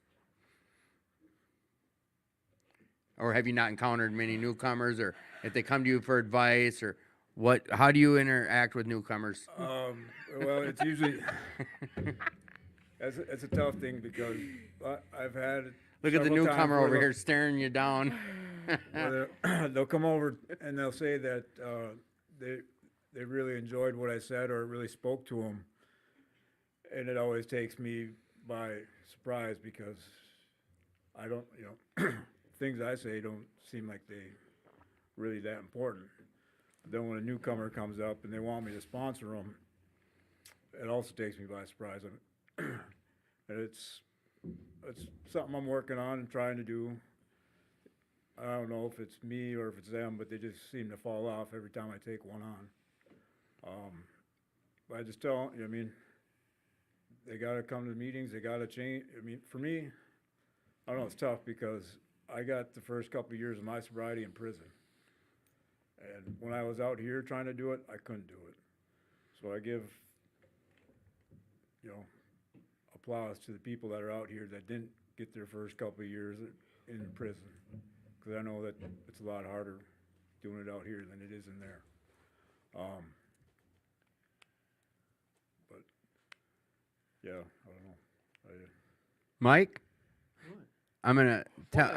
What? Did I interrupt you there? He's deep in thought. I know that you have a service position at Squad 20. I'm not sure the title of it, but I know we come to you about becoming a member of the club or of the meeting itself. We come to you about big books. You make announcements. What do you say to newcomers when they arrive? Because you do speak about this a lot in the meeting. You address newcomers. Could you share with us what do you say? What do you do? How do you interact with them? Well, because of kind of starting up that particular meeting, it's kind of close to my heart, and it was one thing to have 3 or 4 or 5 men in there, but we got over 40 men coming to that meeting, and I noticed that the net was kind of, if you have 6 or 7 people in a meeting, and a new person comes in, you can surround them, corral them, where you're going, what's going on, hey, we're going here, you can really watch over them, so to speak, and get to know them. You got 40 men in a room, and somebody comes new, it's easy for them to slip out, they get lost in the net, so to speak. So, I just wanted to make sure that they weren't lost. So I got a couple of guys that kind of sponsor to tell them that, hey, if somebody comes in and says they're new, it's 40. So if you got 40 men, somebody says they're new, I'm like, okay, you're in charge of that person. You follow them out the meeting. If the second person says, okay, you're in charge of number 2, and I'll take number 3 if there's one. So, in other words, they're not getting out of there. They're getting corralled outside, and the idea is not to try to say, hey, I want to be your sponsor, but say, hey, it's good to see you, or this or that, or aren't you familiar? Anyways, get them in and guide them over to, how a meeting that big will split up, and you got the groups of guys like this, and I have that, a lot of times I'll have that that high AA, that high alcoholic ego, and at the same time have that low self-esteem, you know. And I can go into a meeting when I'm traveling or move somewhere new, and it's like I'll go in there and it'll be like, oh, you know, after the meeting, they don't know me, I'm new, they're cliquey, you know, they don't like me and all that stuff, and you know, we've been around forever, you know, and still have that. So I just relate back to how it is when you're first new and you walk into somebody. So you want to get them corralled. You want to get them in the herd. You want to get them involved. Yeah. You want to be part of, so that, you know, and then say, hey, you know, look at, you just met two of us tonight. If you come every night for 30 nights and you introduce yourself to two people, that's 60 people, you know, Right. that will greet you every time you come to the meetings. You know, get that, because you know how it is. You got to break away from those, you know, people, places, and things that you used to hang around with. And yeah, I'm. Can I change my answer? 100%. Yeah, go ahead. No, jump in. Come on. 'Cause, yeah, I really don't say shit to them unless they come up to me. And that's part of me wanting to get out and be on this podcast, take service positions, do that speaker meeting, is because I'm trying to get out of my own head. And I want, even if I see someone struggling and I know they're a newcomer, it's extremely hard for me, just because of my own low self-esteem and insecurities, to go Right. up and approach them. And a lot of times I think that they don't want to hear nothing I have to say, or they're not going to value me taking the time, you know. But that's some personal stuff on you that Absolutely, you're working on 100%. to get over. Yes. Like I jab Jester for the simple fact that he goes out of his way, and he does. You just made an announcement, like during announcements, and made that real clear. Like, listen, if you're new, we're not cliquey. You're welcome. And I know, I guess I know it's easier kind of said than done.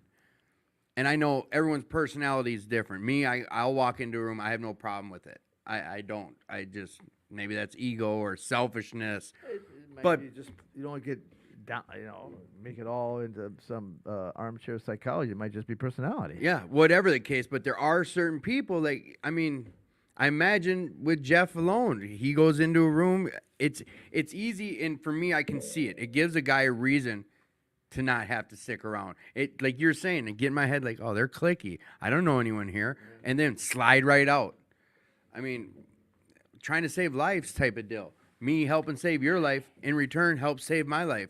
You trying to cut out before you can tell us what you're grateful for? That's awesome. We already know what. I'll tell you what she's grateful for. Well, me, but all right. No. Oh my Um, gosh. But I do. I think. Thank there you we for go. being here. Serious. I do. I believe that that's really monumental in what Mike does at our meetings, and I think that should be like incorporated in a lot of meetings. Is Jeff announced like he has a tough time, but that's a personal thing with you about approaching a newcomer. But I think that's something that could be incorporated almost in a format of a meeting, is to make that newcomer feel welcome. For one, it's the lifeblood of a meeting. It's the new faces, and Dave says a lot of that about that. But like, old timers are just at risk of the next drink as a newcomer too. But to go out of your way to make one feel welcome, I've tried after a while being at meetings and seeing what it does to remember a guy who shows up at their second meeting and you know their name. Mm-hmm. Oh, hey, it's good to see you, Jeff. I'm glad you're back, or something. If they're spiritually fit, they're not. Take that back. I don't believe that.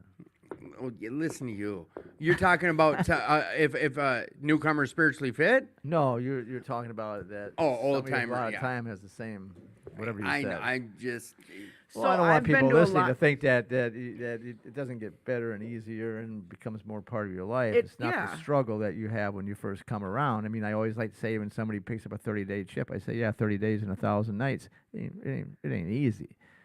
I mean, you do hear the people about the Cloud 9 or the pink cloud they're on for a year. I'm like, it was fucking hell for me. I don't want to go through that shit again. But anyways. A pink cloud for a whole year? Well, I've was. heard people's stories say, oh, yeah, I mean, my first year, it was a pink cloud or my whatever, you know, like. I don't So know. I've been to a lot of meetings where you said the click thing, Mm-hmm. where you'll walk into a meeting and you will see the same group of people hanging around talking to each other, and then you can tell. Unfortunately, you can tell who newcomers are, not only because you haven't seen them before, but they're sitting in the back of the room in a chair with their head down, waiting for the meeting to start. Relapse row. You Back on gotta death row, yeah. no, we call that the half measures. Mm-hmm. Well, there's a chair at the Alano where I go that is right by the door, and we call that the half measures chair because you can try to sneak out. Well, all of us people that have been there forever, we watch who sits in that chair so that way we can see if it's somebody that's going to sneak out. There's an NA meeting that I go to that, well, I'm starting to go back to again. I'll take that back. I didn't go for a while. And we would always gravitate towards the new people. I don't want to talk to the people that I already know. I talk to them on a daily basis, hopefully. Yeah. So we would always gravitate towards these people that had never been there before, and remembering their name is a really big thing. Yeah. Or people that you haven't seen in a while, reaching out to them and asking them, "Hey, are you doing okay?" Like, that's a big thing in recovery. Yeah, I agree with It's you. all about the fellowship. The fellowship, the meeting before, the meeting after the meeting. If it wasn't fellowship, the AA world could send you mail you a big book and a coffee cup. Who would Yeah. yeah. Yeah. Yeah, but if there wasn't a meeting that read that big book, I wouldn't read it because it's so, Which is part of the fellowship. yes, There it's you just, go. oh my Each other. gosh. There you go. I agree with that, and integrity comes into play. For a while, it was old timers that explained to me what to do with newcomers. Go out of my way to make them feel welcome, one way or another. Go out of your way, make them feel welcome. Go grab them before they slide out of the door. Absolutely. You grab 'em, hey, glad you're here, man. It's good to see you found us. Whatever song and dance you can give them, make them feel part. Get them to try to open up to talk. I say integrity because when I used to do it, I'd want to make sure people knew I was doing that. Like, do you guys see what I did with the newcomer? Now it's more indiscreet. It's just, it's a light bulb effect. You see someone, if you see someone new at a meeting, and you can get them involved, to get them to sit down on the couch outside the meeting after the meeting, and all of a sudden you see this newcomer sitting there listening to these guys bullshitting, and it's not just you can't drink today. You're hearing them BSing about fun, life, not just that, and they get a taste of, wow, this could be enjoyable, whatever the case is. We got the answer kind of out of Jeff, in a roundabout way without me asking it, but someone texted me to ask you, Mike, was, where'd it go? What finally did motivate you to change? What finally motivated you to ask for help or make a change? Can you describe your moment of clarity? How did you ask for help? Did you seek it or was it offered to you?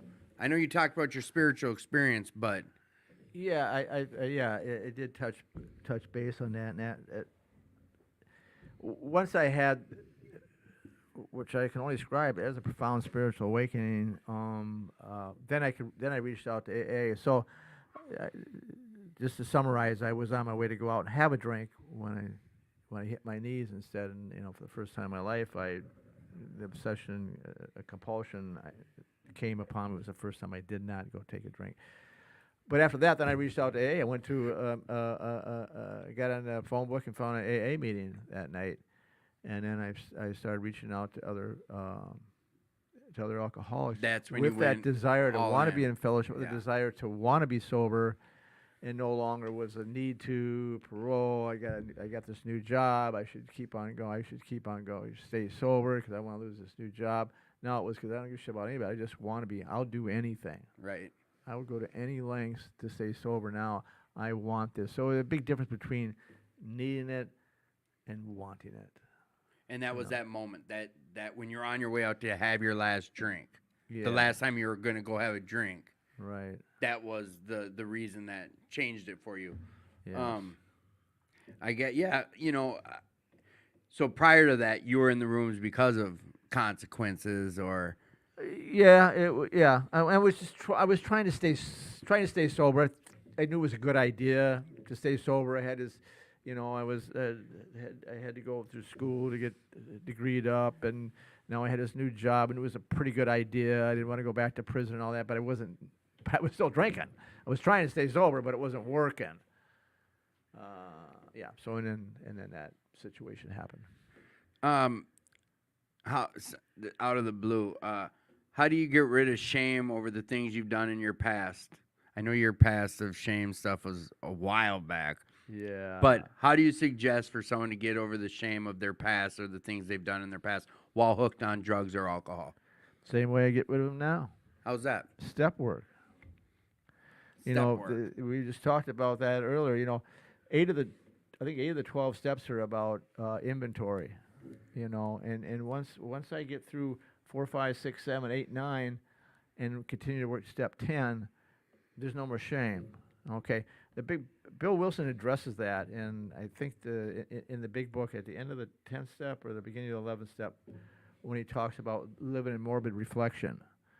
Don't go back and do the same thing over and over. If you're living the shame over and over, I got step work to do. Right. If I'm, and it was just, I just did a 4th and 5th step a few weeks ago with my sponsee, as I do all the steps with them as they do it. It was like, hey, you know what?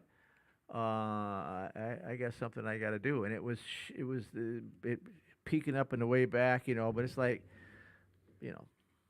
40 years ago, whatever. But it was a behavior that kept popping up in my head, and I kind of pushed it down. But it was shame behavior. What I did, I was shameful of what I did. I had to take care of it. Did the 4th and 5th step. I can't do a 9th step on it because it's not possible. Right. And that's how you do it. And I find people that I've talked to that were in AA for a while and they quit coming, but still have 10, 20 years of sobriety. I had that same conversation with them. They go, oh, we run together when we were using. Like, oh man, don't you feel guilty? How do you get over that guilt, dude? About when we did this, we did that. And I'm like, because I kept going to meetings, bro. I did the steps. I got the. Right. I'm blessed to have these steps to take care of that. So any kind of shame or guilt is like a red light indicator. Oh, what am I not doing? Right. And that's what the steps are about. But don't go into. Bill Wilson was so good at saying that. Don't live in morbid reflection. Don't live it over and over again. Do your step work and let it go. Right. Outside of that, if you keep hanging, if I keep hanging on to, then there's some psychological stuff that I got to work on and everything else that I may want to feel that shame or because that's what I'm used to. Escape and blah, blah, blah. from it. Yeah. Like that. So that's what I would say about that. How do I begin to repair my damaged relationships with others, especially ones that I have wrecked during my active use? Jeff, how do you even go about repairing damaged relationships? Well, first of all, for me, every relationship I ever had was damaged. So first step was working on myself and getting myself right and getting myself to be a healthy person and that is capable of having a healthy, respectful relationship. And I mean, friendships, coworker relationships, whatever kind of relationship you're talking about. I failed at them all when I was using. And through the step work and my spiritual beliefs, which would be, whether you want to call it Christian, whatever, teaches me how to be a good person. And just, it kind of happens organically because people see the change rather than, I got real good at saying I'm sorry and having all these excuses and really good at selling it too and making people believe it. They'd fall for it over and over and over and over again to the point where it kind of became funny to me. That's how sick I was in my addiction. Right. But once they seen, I truly believe it has to do with the spiritual awakening also is you truly die to that old self that you were and you become a new person through these steps, through working these steps, living these principles, you become a new person. And people that know you from your past, they can see it. They can see it in the way that you walk, the way that you talk, the way that you carry yourself, the eye contact that you make, just the sound of your voice. I truly believe every bit about you changes. Right. And that, that takes a big roadblock out of the way, and people are willing to talk to you. And, you have to truly be sincere about the things that, not being happy with the way that you handled yourself, conducted yourself, and treated other people. And if you're not sincere and it's not coming from the right place, it's not going to be repaired. But and some, even if not all relationships can be repaired. Right. Some people don't want nothing to do with you. And that's just one of the things that you have to learn to accept. That I mean, there's some people Acceptance. I treated so horribly so many times, and some of them that I treated so horribly just one time, and that's all it took, that they don't want nothing to do with me ever again. Right. Yeah. And I don't blame them.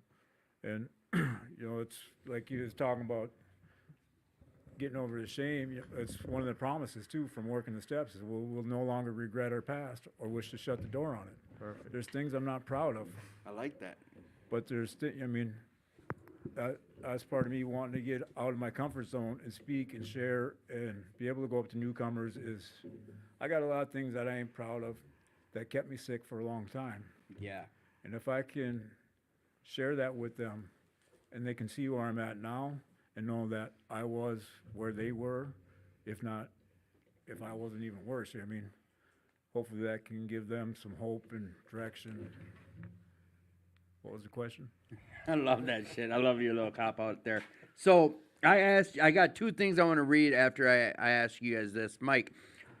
And if you don't, that's okay. Either of you guys, if we've already touched on it, cool. I asked if there was any topics that you guys were going to bring to the show or if you wanted to, and I kept babbling on with all these questions. Is there anything that you wanted to bring up, Mike, or share about or talk about? Just a couple of things that we talked about. Bringing the message to the newcomer, and I always like this. I always like the story that, and I'll tell you the story and how it fits to me personally. Is that,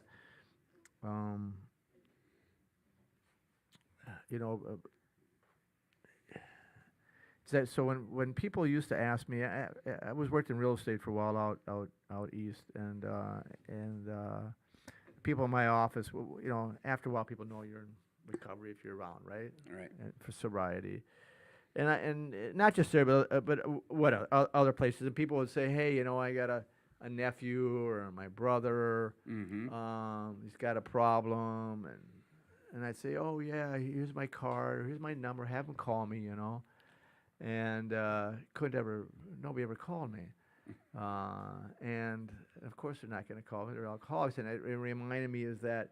And I say it a lot in meetings. If you remember, is that Dr. Bob did not go looking for Bill Wilson. Bill Wilson went looking for Dr. Bob. The sober person went looking for the drunk, so that they could stay sober. And Father Martin talked about that, and I thought, that's profound, And he and really Lois, his wife, helped him with that because prior to that, when he was first getting sober, and he was. And he was living in Manhattan and with his wife and so after he had his awakening, he had at the town's hospital, he would go down to the Bowery, or drunks, I don't know if they probably don't call that anymore, Skid Row, and he'd bring these drunks home and give them a couple beers and preach to them basically about how they got to stay sober and what the hell's wrong and da-da-da-da, and this is how you got to stay sober and you want it. And Try to force it on 'em. Yeah, and then he would complain to Lois that I bring these guys up here and give them the whole thing. They could save their lives. And then next day or 3 days later, I see him back on there drinking again. He was all ranting and raving about that. And she looked at him and said, yeah, Bill, but you've been sober for 6 months. And it hit him like a ton of bricks, Yes. the importance of giving it away. So when he was out in Ohio, and Akron, and he wanted a drink, and he was close. He reminds me of me with that wanting to go out. He was close, and he was in that looking in the cafe, looking in the bar. We all have been there, or probably at least I know I've been there, and it's like the drinks, the laughter, and all that stuff. The it's fun. like and of course my alcoholism is cutting, baffling, and powerful. It pictures me in there, but really it's what did I really do? It was drinking cheap wine in the back alley of Moby Right. Dick's waiting for it to open. And phone so book. yeah. So anyways, I just like that story and wanted to pass that on. That it was Bill Wilson that went looking for Dr. Bob. I think, yeah, and I've always, every time I hear someone retell that, or every time we go over that and I read that, is Lois, the mastermind behind just those few words. Yeah. Yeah, but you Been stayed sober for 6 months now. Yeah. You know, the way these things materialize. Go ahead. No, and the other thing I wanted to touch bases on is so I have a chance, I have a platform, is and these are things that made a difference in my sobriety, or I thought were pretty cool. Is once again was Father Martin talked about gratitude, and you know, it's always we talk about gratitude. It's a gratitude meeting, right? Name Yeah, your meeting, yeah. whatever it is. And so this is apropos. It's you know, it's like gratitude. It's not just a feeling. It's an action. All right. You can feel gratitude. I can say I'm grateful, you know, and but what am I doing about it? You know, Jeff talked about being a Christian. Likewise here, you know, there's a part in the Bible where Jesus heals 10 lepers. You know, and leprosy is a terrible disease. I mean, it's Body parts are falling off. yeah, it's terrible. Noses and ears. You know, and they yeah. were crying from afar because they had to live in the hills. They couldn't live in the villages. And you know, Lord, please heal us, please heal us. And he blesses them, and he heals them, 10 lepers. And they're walking along, and one of them finally catches up to the Lord and says, "Hey, thank you so much. You cured me of leprosy." And Christ says, "Well, were there not 10 of you? Where are the other 9?" And the parable is that they probably all felt grateful. And they probably told friends, "Oh, I feel so grateful that the Lord," but one acted. And that's the action. And so when I'm talking about feeling grateful for my home group or grateful for AA or my job or whatever it happens to be, how am I showing up? How am I showing up with that gratitude? And that was, for me, was really huge in my recovery, or how I showed up in life was like, wow, it's an action step. It's not just going around feeling that way. Right. Action. So, yeah. So anyways, that's that. Damn it! I wish I'd have brought I shouldn't have brought up those last 4 questions. Serious. You know what? I've got 2 things I want to read here real quick. That's not my job.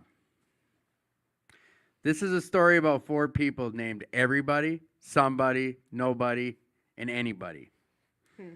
There was an important job that had to be done, and everybody was sure that somebody would do it. Anybody could have done it, but nobody did it. Somebody got angry about that because it was everybody's job. Everybody thought anybody could do it, but nobody realized that everybody wouldn't do it. It ended up that everybody blamed somebody when nobody did what anybody could have done. Huh? What was the question? Ah, Jeff. If we are painstaking about this phase of our development, we will be amazed before we are halfway through. We are going to know a new freedom and a new happiness. We will not regret the past nor wish to shut the door on it. We will comprehend the word serenity, and we will know peace. No matter how far down the scale we have gone, we will see how our experiences can benefit others. That feeling of uselessness and self-pity will disappear. We will lose interest in selfish things and gain interest in our fellows. Self-seeking will slip away. Our whole attitude and outlook upon life will change. Fear of people and economic insecurities will leave us. We will intuitively know how to handle situations which used to baffle us. We will suddenly realize that God is doing for us what we could not do for ourselves. Do you guys think these are extravagant promises? We think not. Yeah, they're being fulfilled among us, sometimes slowly, sometimes quickly, but they will always materialize if we work for them. So tonight was a great show. I appreciate you guys stepping up to the plate and fulfilling this, sharing some experience, strength, and hope with us. It's awesome. Congratulations, Jeff, on the venture ahead of you. That's huge. And what you shared tonight, thank you. My man, Mike, congratulations on the venture that's ahead of you. All those years of hard work are paying off. What was IT? Let's not push it. Hey, you know what? It's you knuckleheads that keep me able to sit and jam through this phone. Knuckleheads. So, tonight, I need to find out, Jeff. I'm coming over to this table. Jeff, what are you grateful for? Making a TikTok. What are you grateful for, bro? Everything. That's your answer tonight? Everything. I love it. Elena, what are you grateful for? I'm grateful that I'm sober. And And why does there have to be an and? I don't know. Usually we have more. Is that your answer? I'm grateful I'm sober. Perfect. Ryan, over there on my man's mic, get up on it. What are you grateful for tonight, Ryan? Today I'm grateful to have people around me that are further along in recovery that I can follow, and I'm not following the wrong people this time. So, All right. Well said. All right. Yeah, go ahead. You know what, Mike, what are you grateful for? Grateful for the fellowship of Alcoholics Anonymous, the grace of God, and for my wonderful wife. Awesome. Awesome. Young Matthew, get up on that mic and tell us what you are grateful for tonight. I'm grateful for that I had the opportunity today to put some money, like pay some money off towards my car getting fixed. All right. And then my quote is, the first step to loving someone is understanding who they are. Listen with your heart. Again, I want to read it again, nice and loud. The first step to loving someone is understanding who they are. Listen with your heart. Nice. It's a good one. Well, Tim, what are you grateful for? Yeah. Family. I'm grateful that I have family that I'm grateful for bridges that get burnt but are still there. Bridges that have not been tumbled down, that I get to lean on. I'm grateful I have family in my life today. I'm very grateful for that. So that's huge. 2218, that's where we're having this podcast from. This is the place that never shut their doors through the pandemic. They kept meetings alive and open in-person meetings all throughout. They did what they could, and they weren't going to ever shut them doors. And I have a debt of gratitude for this place. And if you want to be part of this club, I strongly encourage it. We're having a huge cleanup here on the 30th. Come on down, be part of it. You can follow the links to come donate. If you're able to donate, please do financially donate. Come volunteer some time down here if you're able to. Come become a member of this club. This club's membership it's huge. It gives you tons of access to this club, and you're part of something. So that's huge. Next week, we've got another banger of a show. We've got probably an accumulative of about 40, 50 years of recovery going to be on the show. We got John McHugh and Johnny B on the show next week. That is a good show. Both. We have a John. We have a John. My middle name's John. It's a banger of a show. I'm telling you. Hey, here's some of that kid talk. Next week's show is going to slap. What the hell does that mean? I'll adult you later on it. So it is. We're going to have a really great show next week. Please tune in next week.